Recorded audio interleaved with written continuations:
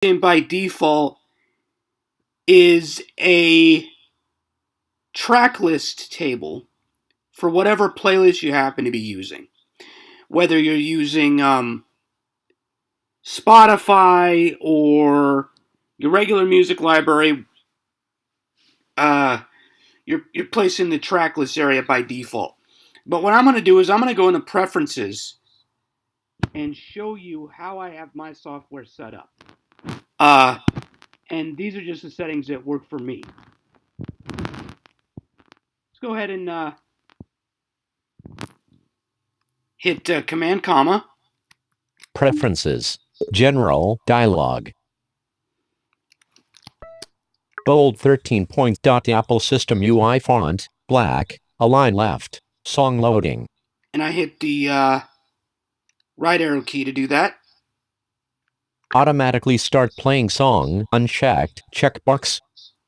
Now that checkbox does exactly what it is telling you. When you load a track to the deck, it will start playing, which I don't recommend using that feature unless you're really good at hitting a downbeat. Let's go to the right. Automatically jump to start point, checked, checkbox. Now that will just automatically bring you to the beginning of the track that you have on the deck. Reset, EQ, effects, controls, checked, checkbox. Now what that will do is when you quit the program, that will basically return your equalizer settings and your effects settings to their normal position. Autosync BPM, unchecked, checkbox. Now that will basically automatically match the beats per minute of your left and right deck together, which I don't use. Deck protection. Prevent song loading on active deck, unchecked, checkbox. Now that would be useful. Let's say you've been mixing for 3 hours straight and you're kind of getting tired and you forget what track is on what deck, or you forget what deck is active and what deck you're playing a track from. So that when you try to load a track on a deck that you're playing, you'll get a pop-up saying deck protection is enabled. And it'll tell you that in this mode you can't load a track to an active deck. Play/pause. Now these settings allow for how long it's going to take for the track to start or stop when you hit the play and pause button. Plain. Start time. Black. 0.0. Start stepper. Black. Seconds. 0.0 start time. Stop time. Black. 0.0. Stop time. Stepper. Black. Seconds. 0.0 stop time.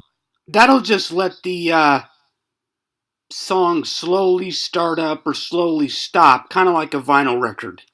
Bold. Tempo. Plain. Slider range, plus or minus. Now this is how far do you want your tempo slider to move up and down. So like, let's say you're doing a set and you're mixing tracks between 128 and 130 beats per minute, and you don't need your tempo slider to move that far. You can adjust it. 75%. Slider range, plus or minus, pop-up button. Now I have mine set to 75%, which is the highest it can go. So let's go one to the right. Invert slider, unchecked, checkbox. Now that'll just basically make your slider move the opposite way of the way it's supposed to. Bold 13 point. Apple System UI font, black, align left, looping. Now this is for creating loops. Quantize manual loops, checked, checkbox. And that'll just keep your loops in time. So if you're playing a track and it's 4/4 time or 1/16, it'll keep your tracks in time. And we'll go over timing more when we get into actual mixing and hitting a downbeat and whatnot. Quantize manual loops. Checked. Checkbox. Now that's the end of that, so let's go to the toolbar. Toolbar. I did that by hitting the Control Option and then the FN key and the left arrow. I hit Control with my second finger, Option with my first finger, FN with my third finger, and the left arrow with the first finger on my right hand. And in order to interact with the toolbar, I'm going to keep the Control and Option keys held down, but I'm going to bring my third finger up and hit the Shift key and then hit the down arrow key with the second finger of my right hand. In toolbar, 8 items, General, Selected, button. Devices, button. Let's go to Devices, and a good rule of thumb, since the action for pressing a button or clicking a link is Control Option Space, just keep your Control and Option held down, and then just hit the space bar with the second finger of your right hand. Press Devices, Selected, button. Now I'm going to go ahead and get out of the toolbar with Control Option, Shift, and up arrow. Out of toolbar. Let's go to the right. Plane, align right. Mixer mode. Now this is what kind of mixer are you going to use basically? Internal, selected, radio button. And that's the software. So this is using the actual software as your mixer. External, radio button. Now the external mode is for if you have a controller like a Pioneer DDJ, or if you have a pair of like CDJ Nexus 2000s or something, or any other controller like a Newmark or something, or a Vestex. Main output. Now this section is for where do you want the audio of DJ Pro to be sent. So that means your mixer audio, your samples, your effects, just everything that every piece of audio that comes out of DJ Pro, basically. Built-in output.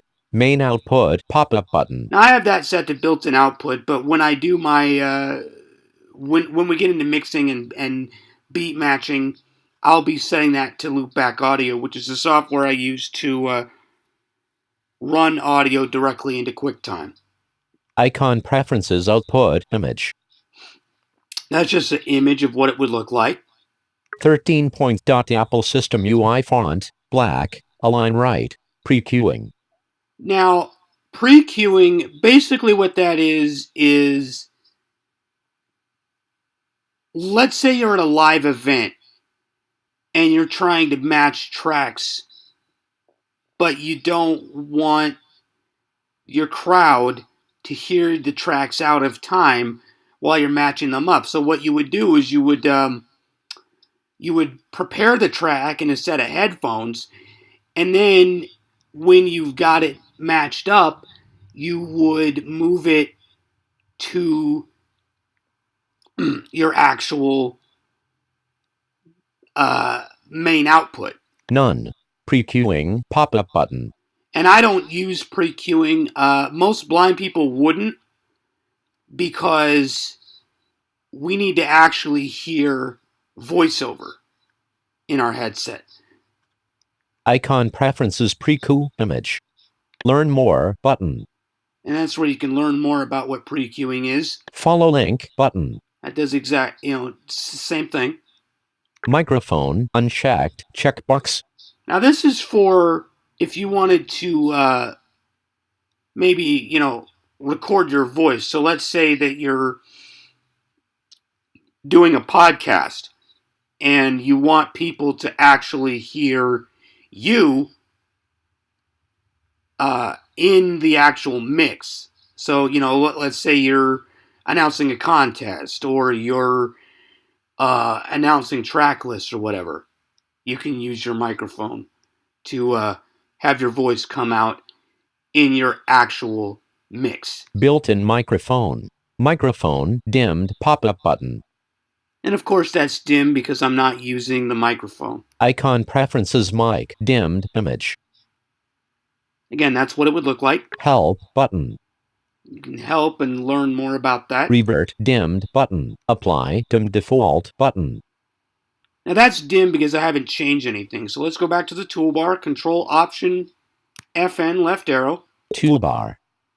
And I'm gonna interact with it again. In toolbar, 8 items, devices, selected button. Mixer button.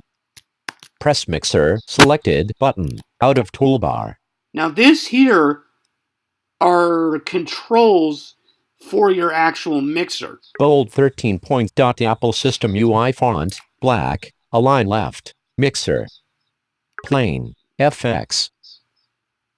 Post fader, FX pop-up button. Now I'm not exactly sure what the difference between pre-fader or post-fader effects is. Crossfader curve. Now this setting will basically determine how your crossfader behaves. Default. Crossfader curve pop-up button. And I'm actually going to go into this menu by hitting Control Option Space. Menu for items check mark default. Let's go down. Linear.